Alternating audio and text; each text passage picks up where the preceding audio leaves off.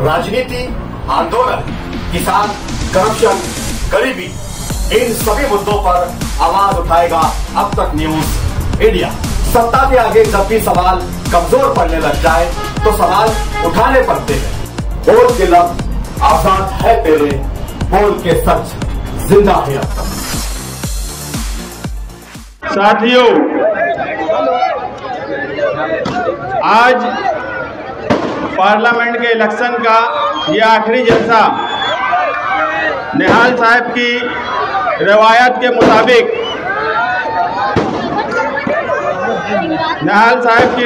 मुताबिक हमेशा इस शहर में खुले मैदान से ही इलेक्शन की वोटिंग का रुख बताया जाता था।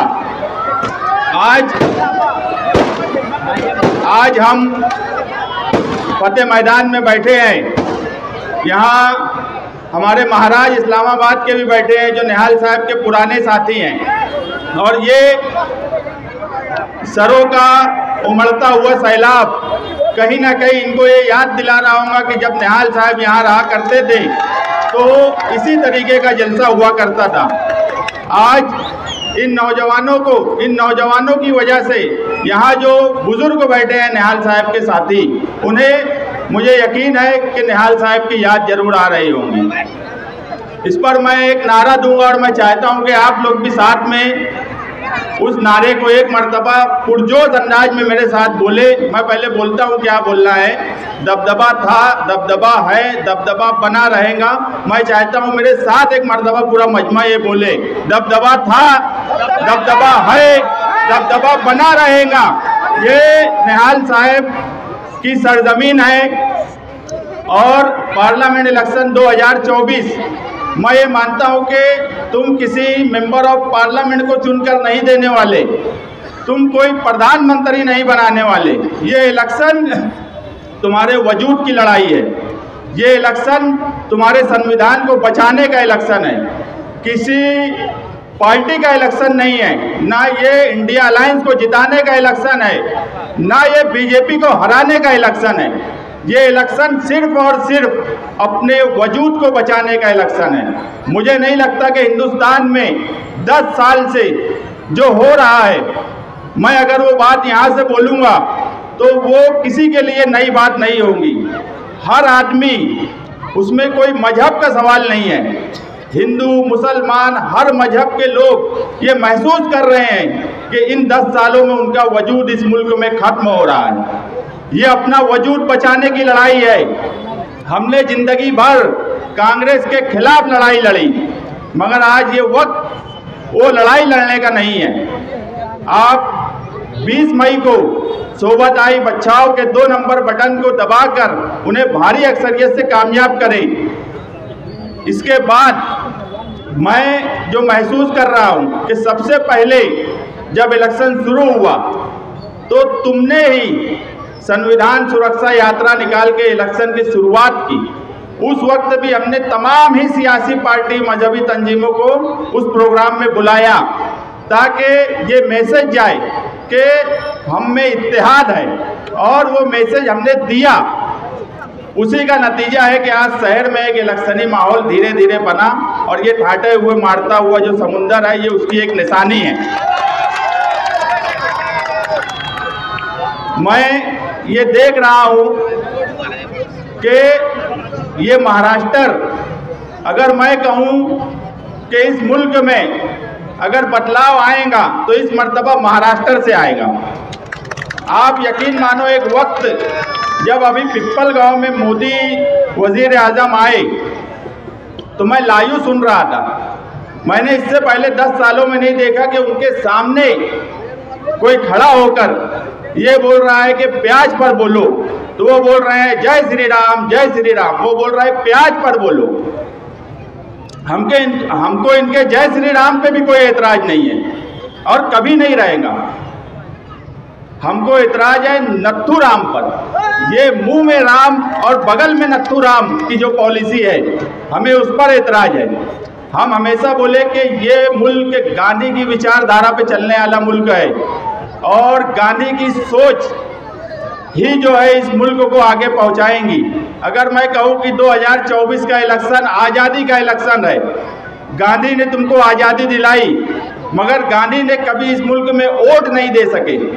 1947 में फिरका परस्तों ने गांधी को कत्ल किया और पहला इलेक्शन पार्लियामेंट का 1952 में आया।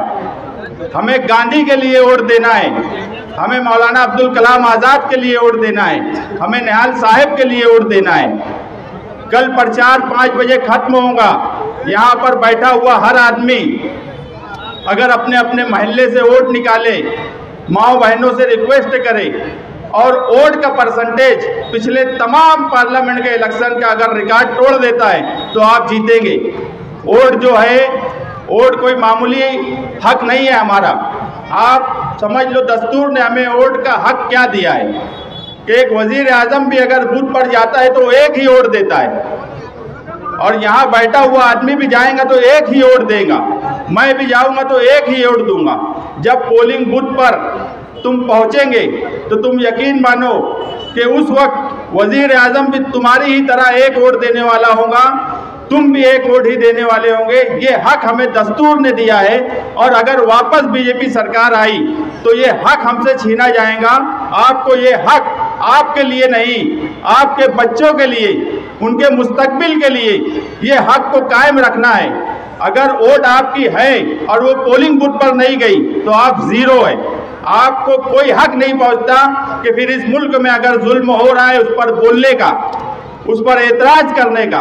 एतराज वही आदमी करे, वही औरत करे जो पोलिंग बूथ पर जाकर वोट दे। अगर आप पोलिंग बूथ पर जाकर वोट नहीं देते और उसके बाद 5 साल बोलते हो कि ये जुल्म हो रहा है, बिल्किस बानो से लेकर आसफा तक इस मुल्क में कभी ऐसा नहीं हुआ कि बिल्किस बानो के कातिलों को रिहा किया गया। इस पर ही बस नहीं था, रिहा करने के बाद उनका फूल हार किया गया, उनको पेड़े लड्डू खिलाए गए। ये समझ लो इस मुल्क की आत्मा उस दिन मर गई थी जिस दिन उन जालिमों को, जो बिल्किस बानो के पेट में प्रेग्नेंट औरत को मारा गया, उसके बच्चे को मारा गया, उसके पूरे खानदान को कत्ल किया गया, ऐसे जालिम लोगों को जिस वक्त निकाला गया जेल से, उनका फूल हार करना, उनको पेड़ा खिलाना, और उस पर अगर आप एतराज करते हो तो उसी वक्त आपका एतराज हक बजानिब होगा जब आप पोलिंग बूथ पर जाएंगे और वोट देंगे। अगर आप घर पर बैठे हो, कोई वजह से वोट नहीं देते, तो आप समझ लो सिर्फ ये आपका नुकसान नहीं है, ये पूरे मुल्क का नुकसान है, आपके बच्चों का नुकसान है। मेरी आपसे गुजारिश है कि आप 20 मई को वक्त निकालकर वोट देने के लिए पूरा शहर जाए। ऐसा लगना चाहिए कि कोई त्यौहार है, आज़ादी का जश्न मनाया जा रहा है 20 मई को। वो जश्न का माहौल तुमको इस शहर में बनाना है, और मुझे यकीन है कि ये सिर्फ निहाली वर्कर इस शहर का कर सकता है, और वो दम सिर्फ तुम में है। मगर अगर तुम यहाँ से जाने के बाद, सब सुन लेने के बाद घर बैठ गए और कुछ नहीं करे, तो ये मान लेना तुम्हें कभी एतराज किसी बात पर नहीं होना चाहिए, कितनी भी नाइंसाफ़ी हो, कितना भी जुल्म हो। कल जो है मालेगांव शहर में यूपी के योगी बाबा आ रहे हैं। मैं बड़ा हैरान हो गया आज जब मोतीबाग नाके की रोड से गुजरा, वहाँ पर कारपोरेशन ने उर्दू में और मराठी हिंदी में बोर्ड लगाया हुआ था नाम का रास्तों का। क्या है ये योगी बाबा के आने के बाद उर्दू की पार्टी साइन बोर्ड की हटा दी गई? क्या उर्दू से एतराज है? ये समझते हैं उर्दू मुसलमानों की ज़बान है, उर्दू हिंदुस्तान की ज़बान है, उर्दू किसी मजहब की ज़बान है ही नहीं। मगर मैं छोटा था तो दूरदर्शन पे महाभारत देखा करता था, तो उस वक्त रावण के सामने जब हनुमान आते थे तो रावण को समझ में नहीं आता था क्या किया जाए। वैसे ही इस मुल्क में योगी का हाल है कि मुसलमान दिख जाए, उर्दू कहीं दिख जाए तो इनको क्या घबराहट होने लगती है, ये समझ में ही नहीं आता है। मगर मैं एक बात बोल दूं, इलेक्शन 20 मई को हो जाएगा, योगी जी भी चले जाएंगे, इंशाअल्लाह तुम्हारी उम्मीदवार भारी अक्सरियत से चुन के आएंगी। मगर इस शहर में हम हैं, हम रहेंगे, कारपोरेशन भी रहेंगी। किसकी मजाल थी कि वो बोर्ड उर्दू का हटाया गया, उसका हिसाब किताब तो हम निहाली वर्कर लेंगे, क्योंकि मैं बोला कि दबदबा था, दबदबा है, दबदबा बना रहेगा। इस मुल्क में, इस शहर में अगर कोई ये समझता है कि किसी लीडर के आने पर वो इस शहर की शनाख्त मिटाएगा तो उस कारपोरेशन से भी निपटना हम जानते हैं। मैं आपसे दोबारा ये गुजारिश करूंगा कि वोट आपका हक उस वक्त तक है जब वो पोलिंग बूथ पे जाएगा। आप जब पोलिंग बूथ पर जाओ, बटन 2 नंबर की दबाओ, तो आप यकीन मानना कि उस वक्त ही इस मुल्क को इंसाफ मिलेगा, आपकी नस्लों को इंसाफ मिलेगा।